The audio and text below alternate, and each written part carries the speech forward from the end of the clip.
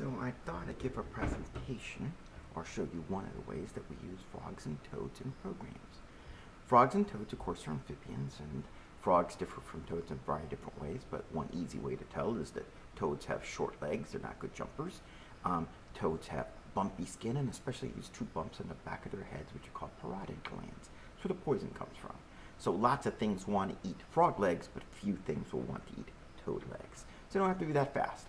I also, a lot of times when dealing with kids, I will tell them, well, in the frog and toad worlds, the girls are bigger than the boys. They're bigger because they can carry more eggs that way. And in the frog and toad world, the boys make all the noise. So if you hear a frog or toad calling, it's normally the boys that are doing it. Of course, the frogs or toads are really are male toads. They're trying to attract the females. So you can use that for a program. You can kind of say, hey, is this a boy or a girl? And they'll make their guesses about size and so forth.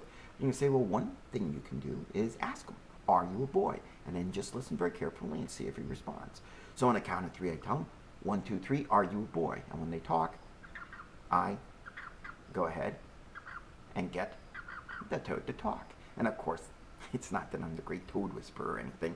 It's that toads, of course, give a release call if you touch them in the back. Or most of the time do. The male toads do. So every time I touch his back, he says, get off my back. And this is one of those things that they use when they're during the breeding season, because toads will try to mate with just about anything. Probably where the horny toad saying comes from. And I've seen them try to mate salamanders, frogs, and so forth. And guess what? They sometimes get confused in the dark and will jump on another male's back. And so the male gives his release call, telling you, get off my back. And so, of course, you may not want to tell that to the kids, but you can tell them it's a release call. That's how a toad tells you. Get off my back.